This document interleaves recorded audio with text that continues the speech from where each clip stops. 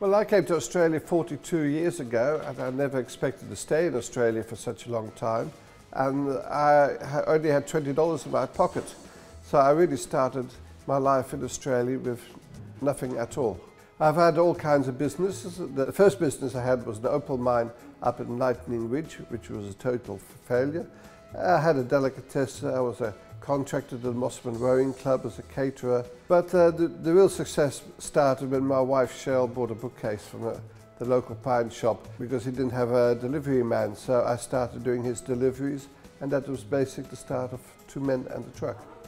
My father started the business when I was 8 or 9 years old, I believe. It started in our house. We used to have the table and set up in our living room with a two-way radio that used to go off whilst we were watching TV. And then from there it moved to the caravan in the backyard. But as time went on and Richard went from 1 truck to 2 trucks, I think to 3 trucks by '99, that the neighbours and the council started complaining about the trucks. So we then moved into our first office premises in Camaray in Sydney, and then from there we moved to St Leonards, where we are now. We have about 50 trucks on the road most days. New South Wales is our busiest state, but we also operate on the Gold Coast, Brisbane, Western Australia and Perth, Canberra, and of course in Melbourne. 2 years ago I was summoned up to the CEO of the company, and she told me I was useless, incompetent and couldn't run a business. She was my eldest daughter, Catherine.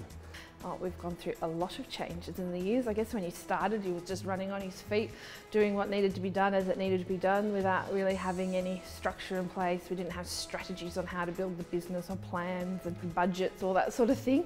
So I've stepped down. I'm now the brand ambassador of Two Men and a Truck.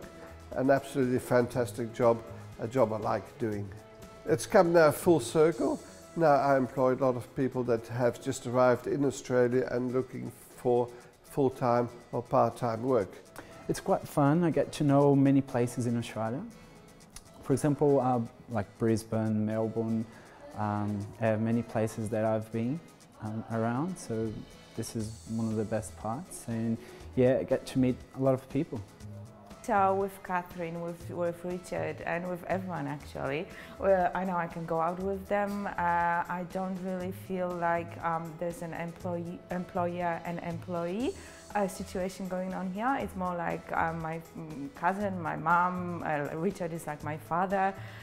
It's more like a family, not like a company, which is great, I guess. And I think a lot of the people here, you know, there's guys as well, same as me, been here for 10 years plus.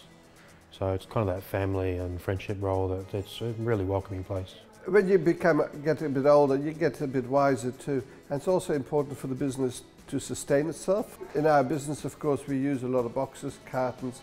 We have trucks with blowing fuel, emission issues. So we set up an environmental policy, and also we're doing a lot of social responsibility programs.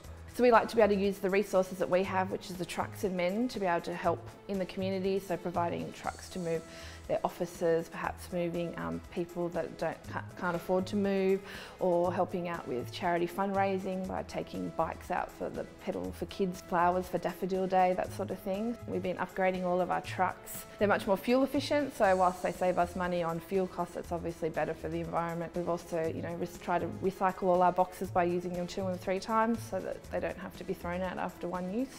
Hopefully the family will take over the business, and of course we have to leave our business and our environment in a better state for the next generation to come.